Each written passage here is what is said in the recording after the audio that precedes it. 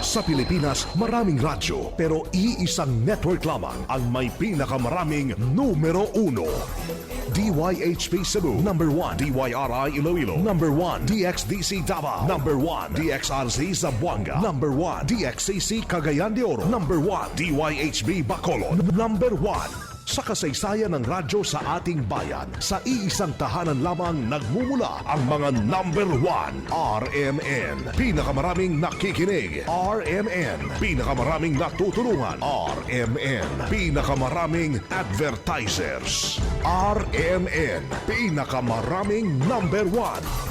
Jensa, Iligan, Pagadian, Dipolo, Cotabato. Pinakamaraming himpilan. Naga, Baguio, Dagupan, Vigan, Lucena, Kawayan, Legazpi, Masbate, Ormo, Tugigaraw, Cotabato, Coronadal, Surigao, Dipolo, Malaybalay, Ozamis, Sorsogon, Butuan, Calibo, Rojas at Metro Manila.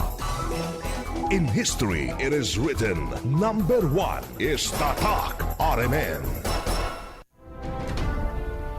Kangit-ngit o mga suliran sa kalibutan, suliran sa mga kabataan, nagkadaiyang korupsyon sa katilingban, o bisan sa atong simbahan, adiksyon o suliran sa droga, panagbahin-bahin sa katawhan, sa relihiyon o tinuhuan, o guban pang mga suliran, unsay mga hinungdan na ining tanan. Tungod ni ini nahimugso na tao kining tulumanon. Lamdag sa kahitasan. Tulumanon nga muayag, mubatbat o mutubag na ining tanan.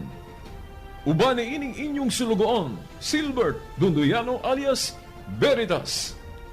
Lamdag sa kahitasan. Lamdag sa kahitasan. Ang maong tulumanon, inyong madungog matag adlaw. Lunes hangtod Sabado sa may alas 6:30 ngadto sa alas 7 sa gabi. Ug sa adlawng Domingo alas 2:30 ngadto alas 3 sa hapon.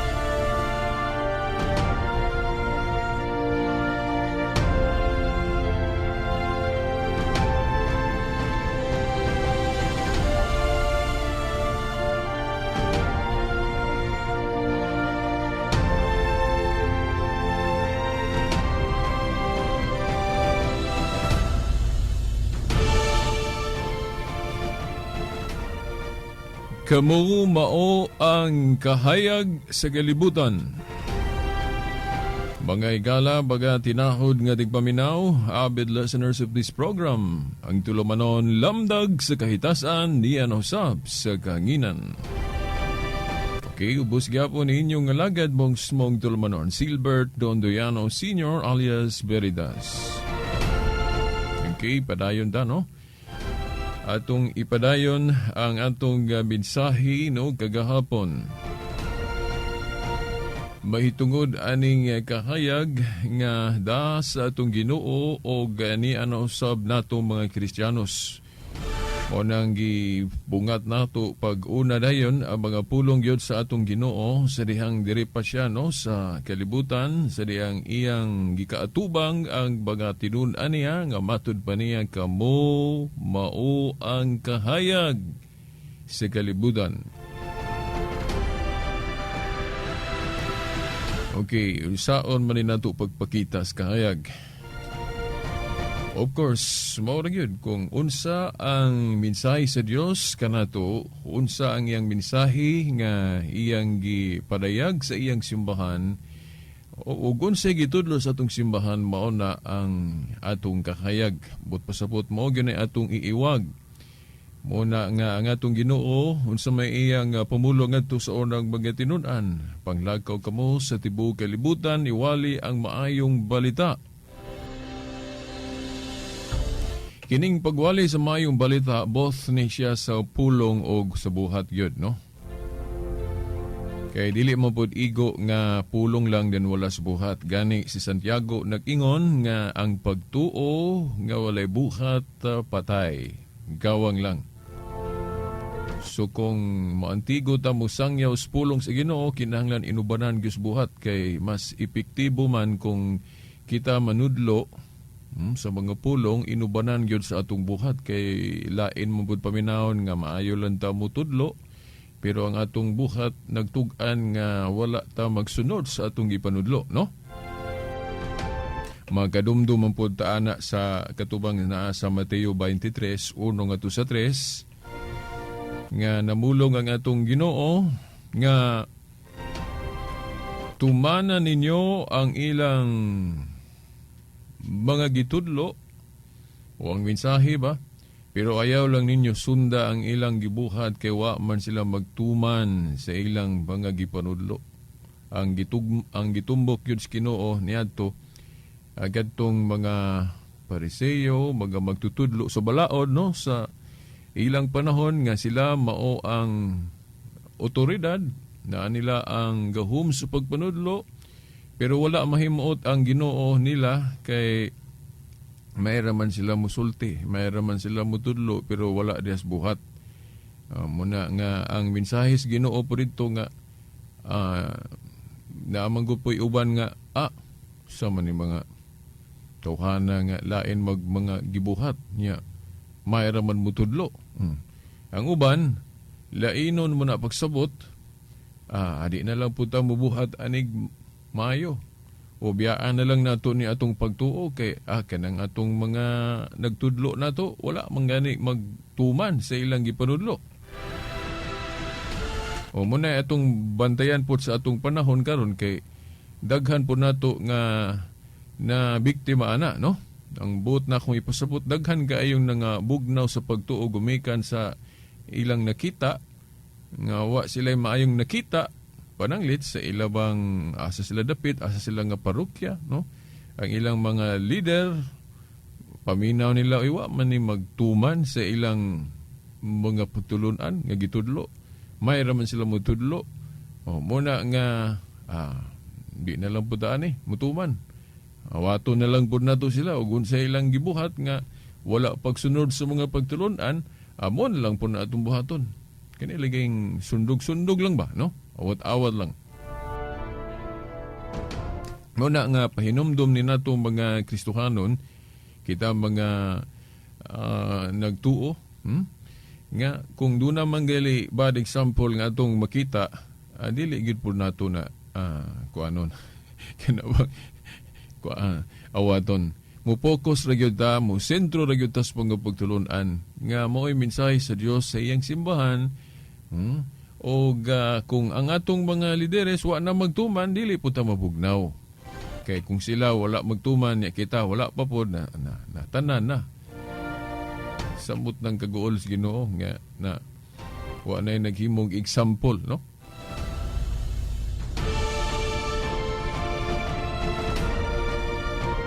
So mo na ang kakayag, no? Ang example. O pugnito na po nato ato na pong kutloon pag-usab kadtong gisulti ni San Pablo diha sa unang Korinto 11 bersikulo 1 nga kadtong naingon siya nga panig-ingon kamo kanako sama nga nanig-ingon ako sa Ginoo. Nga himuon na tong example diay ang mga santos. O kay sila ilang manghimo example ang atong Ginoo Jesucristo. Mao na nga kitang mga Katoliko wala ta masayop sa atong paghimo sa mga santos ingon nga mga example pod mga ehemplo. Prueba ni ana nga kita doon na tayo mga gihimo nga mga imahen o mga larawan nila, no? Para nga pagtug-an nga kita gahimo yung ehemplo nila. pananglit no, magbuhat tag mga larawan nila ang ilang kinabuhi gibuhatan na tog libro. Kana mo'y pagtug-an sa publiko nga kitang mga Katoliko ato gyung gisunod kanang instruction ba kanang sugyot ni San Pablo nga himuon natong example sila nga mga santos. Nga naman kaya ang ila pong gihimong example ang ato mang Ginoo. So, kuan lang ba, no? Murag na network o networking. So, kung na networking sa mga negosyo, no, kanang pangwarta, ang atong pagtuo, ingon na po networking, no? Pero kining atong networking, no, sa atong pagtuo, pang kuan man kaluwasan man no? Pangkaluwasan. Kanang networking na to sa mga negosyo, trabaho, kuan na siya, panglawas nun. Of course, di man po nadautan, no? Di man nadautan kay samtang napatas kalibutan, mukaon magyuta, mo nang wala po tadid is Ginoo ni anang networking para sa panglawas, no? Para aron doon na tayo kanon. Pero dili po unta nato kalimtan ning networking ba nga pangkalagnon. Yan naman, pahinumdum lang. Kay kitang tao, pahinumdum ha, masahay makalimutan Basic ni sa atong pagtulunan. Nga, ang tao, gikumpuni sa duha. Sama na, lawas ug kalag. Okay, lawas ug kalag ang tao. Unya, ang lawas na kinahanglan og pagkaon. Unsa may pagkaon sa lawas, sa mao na kuan. Mga pagkaon. Sa pariha, tubig. Paano?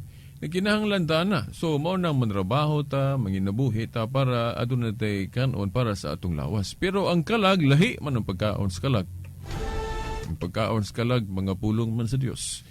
Yan ang mensahe diya sa atong Sagrada Escritura nga nagtuota nga ang Dios may padayag sa iyang mensahe, sa iyang mga pagtulunan, ang iyang kabubuton na diha sa kanang Biblia, no?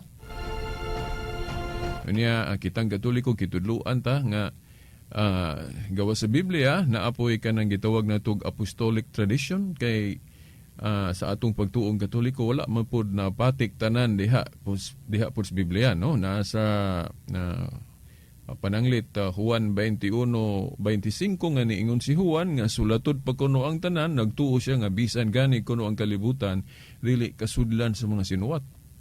Mauna nga kita mga Katoliko nagtuo ta sa Biblia, pero kung wala na sa Biblia kay wala naman sulat muna nituo ta nang gitawag natog apostolic tradition.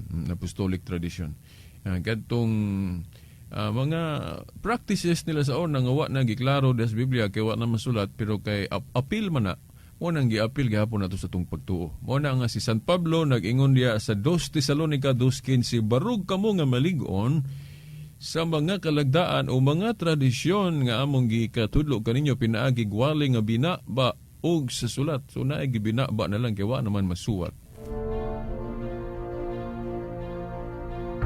Unya usa pa pod kining otoridad, no? Otoridad nga gihuptan sa atong mga magtutudlo kay usa sa hinungdan ni ana nga ato pong ibase pod sa authority kay dili man gud pud tanan ang gitahasan sa Ginoo sa pagpanudlo, no? Kay ang prueba na niadtong diri pa siya, iyang gipili ang mga tinun-an, iyang gikomisyon sa pagpanudlo, di ba?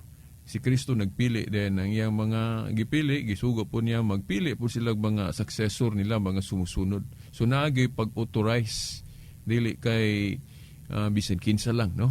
Dili para sa tong panahon ron nga inigbasa na to sa Biblia, dili naman ta magunahon na og otoridad.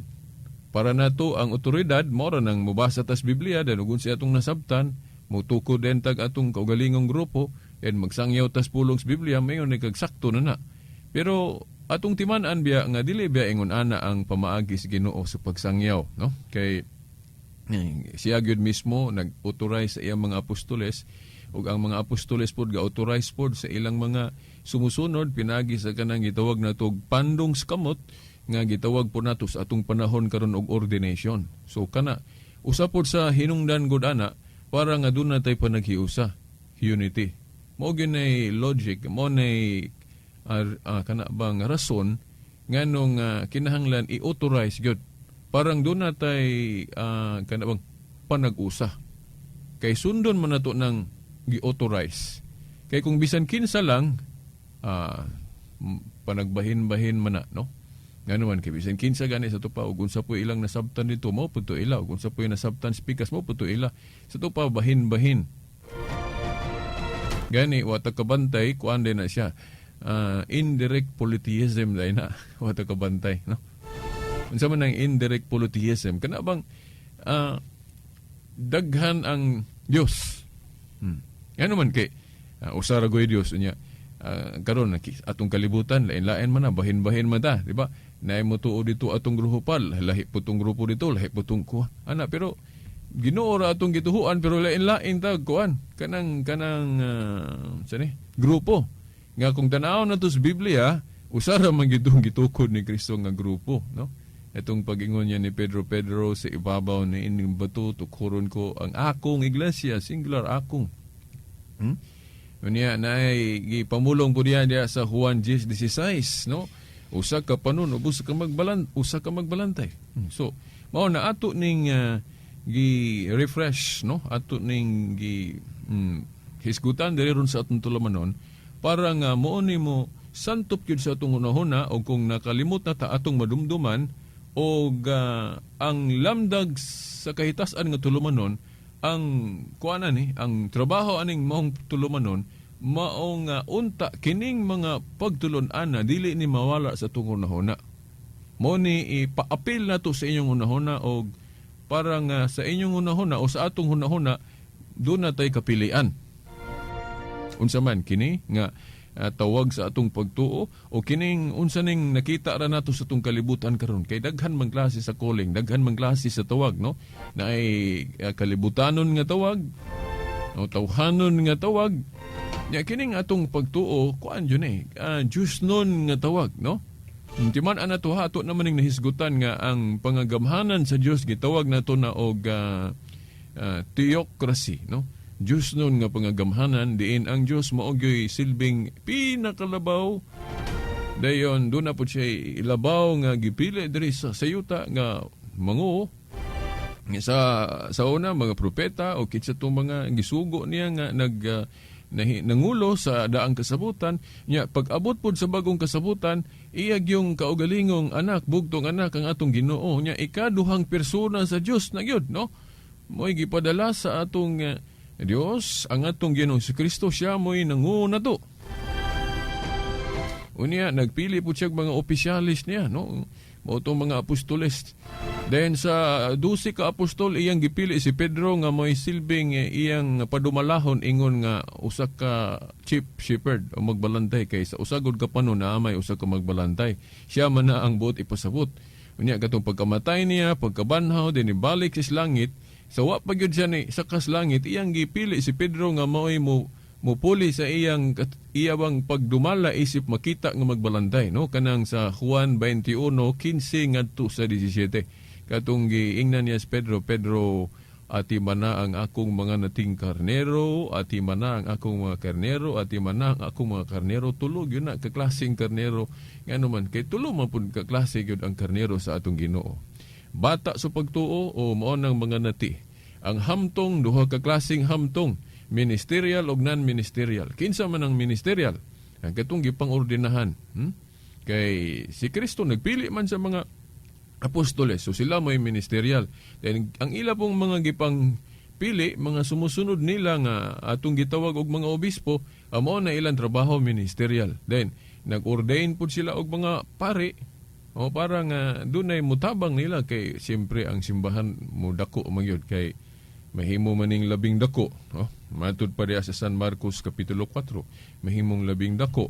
So lisod po kayo ang pagdumala sa usa ka gingharian nga dako unya pipila ra pud ang mubantay o kanang mangu mo na nga karon kay dugay naman kayo ang gingharian sa atong Ginoo mo nang dako na siya kayo din na puy mga mudumala sa matag dapit, no?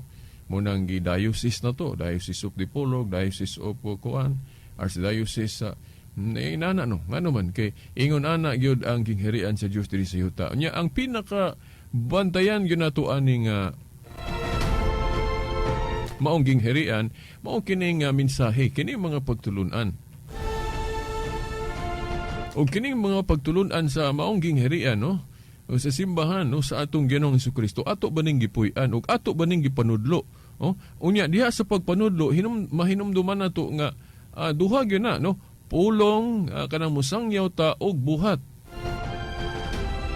Nya karon nga Kristiyanos ta, bahin ta o kana bang apil ta niining maong simbahan, unya kun ang atong mga binuhatan wala na masubay sa mga pagtulon-an niining simbahan na, so dili na gyud ta matawag nga tinuod nga sakop sa maong ginghirian. Pananglit no, sige kung sige ra tag laag-laag suroy-suroy no. Dayon hangtod mga kitag barkada, dayon moapil inom-inom hangtod bagahubog. Kanang paghubog usa na gyud na sa timailhan nga wala nato buhata ang atong tahas isip mga Kristohanon. Kini common po kayo ni. Napoy daghan nato nga musimba man tuod. Kay lagi kalag no nga pagkanon pod. Pero ini gawa sa simbahan na dito na buda yon si kahilayan nga wa na pod kuan. Daghan na pong gipangbuhat nga wa na masubay sa pagtuo. Unya timan-an biya nato dili ba ingon ana ang pagkakristohanon no? Nga mura pag alagaran nimo ang duha, agalagad ka sa Dios, alagad po ka sa kangit-ngit. Murag dili na maayo no?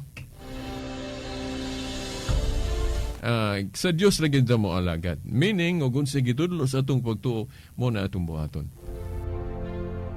Diya kung unsa atong trabaho, kinahanglan honest sa atong trabaho. Dili ta panlitan na atas sa kuan gobyerno atong bigyo ta mangurakot ug unsay maayo nga buhaton nato sa atong trabaho ato gyung buhaton. Nya lisod ra bagyo ni kayo sa atong panahon ron kay lagi daghan kay mga tentasyon. Unya unta kanang mga tentasyon dili unta na mao'y pagpukan sa atong pagtuo, kundi mao unta nay mo palig-on sa atong pagtuo.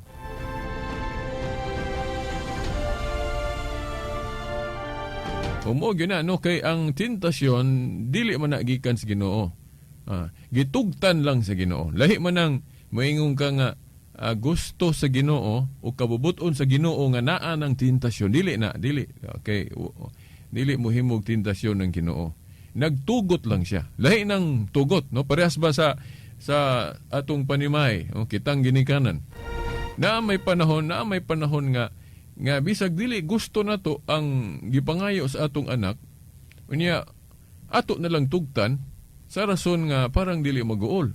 Hinana pero dili nimo gusto to unta iyang gibuhat, di ba? Labi nagdili ra pud kayo bugat, ra pud kayo grabe ra pud sa kalautan ni nana. Pero dili nimo gusto, pero itugot lang ka. Ingon ana. Ang Ginoo pod nganong gitugtan niya ning mga tentasyon, dili kay gusto na niya. Usa sa hinungdan para masulayan pud ta. Sulayan po nga iyang mga sakop, iyang mga tao diri sa yuta kung unsa bagay pilion nato, siya bagyod o ang kanang dautan. O ina na mo na isa usa sa hinungdan ngano nga gitugtan sa Ginoo ng mga tentasyon. Dili ingon na unta pagpuka na to, no? Pagguba sa atong pagtuo. Iyan ang gitugot para unta kita malig-on nga naman kay kung daghan gali mga tentasyon, daghan mga pagsulay sa atong kinabuhi dayon, ang atong pagtuo naara gihapon kana but pasabot na kapasar ka sa maong pagsulay, pagtesting nimo. Pero sa sa eskwelahan no, atong mga teachers maghatag og examination. Primero sa iyon pa. Pasar ka sa iyon nga examination, then suwayan po yung kag lisod-lisod. Examination. Og bisan antod na gyud sa kalisod na examination gihatag sa teacher, pasar gihapon kabot pasabot gatuon jud ay kagayo. Nasuwayan gyud ang imong pagka-estudyante. Nga tinuod jud ang estudyante kay nagkugi man jud ka. Ang ato pong pagtuo sa Ginoo ingon ana, ang atong mga pagsulay kanang apil na mga tentasyon kung madako magamay, kung naara gihapon atong pagtuo kana nagpasabot nga kuan gyud ta. Tinuod gyud itang mga anak sa Dios, tinuod gyud itang mga Kristohanon. So challenging ning pagka-Kristohanon.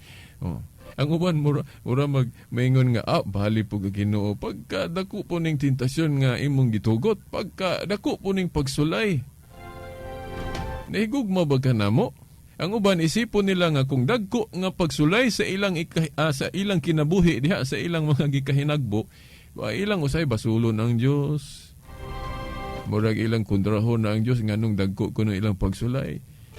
Dili na no kanang mga pagsulay sa kinabuhi magamay madako. Mo nay kung sa kuan pa na sa kuan pa na kanang sana mga exercise na siya. Oh, exercise na sa atong pagtuo. Mo'y aron malig-on ta, no? Sa exercise bitaw sa atong lawas muna natin mga barbell o lamog na nangon si atong himuon kana mo exert gyud tag effort ana panington ta sa bugatan na kapoy pero kana ang katuyuan ni ana paghimsog sa atong panglawas. Nya sa atong kalag pod ang paghimsog sa atong kalag mao nang mga kuan, mga atong mga pagtulunan sa atong pagtuo nga atong buhaton in spite sa mga daghan kaayong mga tentasyon o buot mo babag. Nya kining tentasyon wa gyud lain natong pasanginlan atong asa nigikan ning tentasyon. Dito ra gyud nigikan si Hawa. Prueba na kinsa man gyud unang nagtintal sa tawo ba? Si di ba katuman si Lucifer nga nahimong yawa then iyang gitintal si ang atong una natong ginikanan Adan ug Eva. Unya kay nagpatintal ra ba gyud si Adan ug Eva? Muna kita pod kita mga sumusunod ron nangatakdan. Muna nga kita mga tao nangatakdan mo na nga di katingala nga kita naa nagipagkamasalay po. No? Sa katikismo gitawag ng inclination na sa tao kanang pagkamasalay po og concupiscence. Ako dahil i-recommend ninyo ng Catechism of the Catholic Church, no? Of course, una, Biblia, dayon Catechism pod kay. Kanagong Biblia o Catechism, mo na pag-usa na itong mga Kristiyanos. Oh, okay. Nga naman, ang uban mo, ingon sila, anong naapo may Catechism? Anong dili Biblia raman? Now, og maingon ko kag Biblia ra, lahi-lahi manggod ang pagsabot sa tao anang Biblia. Muna, ang ikinahanglan nga doon na otorisado mo tudlo aning Biblia. Kinsa man ang otorisado? Siyempre, ang unang mga otorisado mo ito mga apostol. Then, kinsa gali mga successor sa mga apostoles na nila ang authority po pag tudlo aning Biblia. Ato man ang mga obispo kung tanaw na to sa history. Dili mo na bisan kinsa. Kay sa ato bitang mga balao diri sa atong gobyerno, diri sa kining kalibutanon nga gobyerno, naamantay usa ka pundok nga gitawag na tug Supreme Court nga naa nila ang final authority sa pagpanudlo unsa atong balaod. Sila may final arbiter. Kini pong Biblia naa ni final arbiter ang Ginoo pa di kahibaluan na. Ang tumong ana para mausa ta. Kay kung bisan kinsa may mopasabot aning Biblia, bisan kinsa may muhubad, kalanrakas yun ta mo ni nahitabo sa atong kalibutan karon ang kalanrakas kay wala na to sunda ang tinuod nga final arbiter aning Biblia nga mao ning mga obispo. Klaro man na sa history, no, gikan sa mga apostol, mga obispo magyong Katoliko ang successor. Bisan pagtan-aw ninyo sa history. Kay kanang uban claim raman, igo raman nagbasas Biblia din, tukod eg pundok din, moingon deg otorisado nami. Dili man ingon ana ang pag-authorize sa Ginoo. Ang pag-authorize sa Ginoo siya gyud mismo direktamente nga namili sa maong mga apostol. Then ang mga apostol nagpandong sa ilang kamot sa ilang kamot ngadto sa ilang mga sumusunod nga gitawag na tog ordination. So unsang pundo karon nga ang ordination makonect gyud sa ordination sa mga apostol sa una. So naa nila ang authority. O ako mo yun ang nakita sa akong research, only the Catholic bishops sila ang tinuod yun nga autorisado nga mo'y final arbiter aning atong pagtuo. Wala mo tayo igong panahon. Okay, ugma Domingo man, so 2:30 ta ugma. Sa ngalan na lang sa atong mahal nga inahan, Mother Mary, mga kadagkuan sa atong simbahan, no, diri sa Diocese of Dipolog, pinaagi ni Bishop Severo Kermari, uban sa mga kaparian. Kining ubos ninyong alagad sa mong tulamanon lamdag sa kahitasan, Silbert Dondoyano Sr. alias Veritas, kauban sa atong mga igsuon sa technical side, Danilo Luod o Espiritu Ilumba. Okay, hangtod ug mabuhon. Sa ngalan sa Amahan, sa Anak, sa Espiritu Santo. Amen.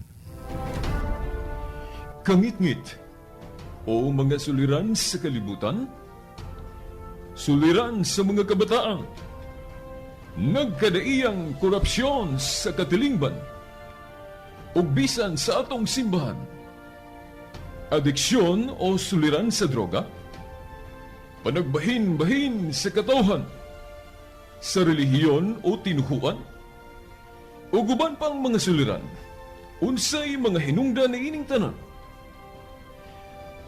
Tungod ni ini nahimugso na tao kining tulumanon.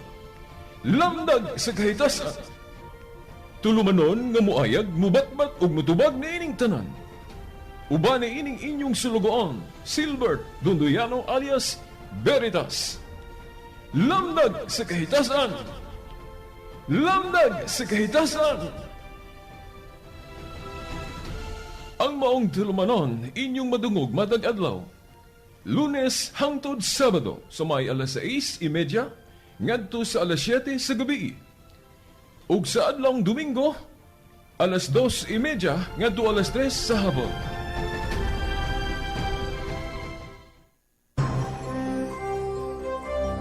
Ito ang DXDR 981 sa Dipolog numero 1. Tatak RMN.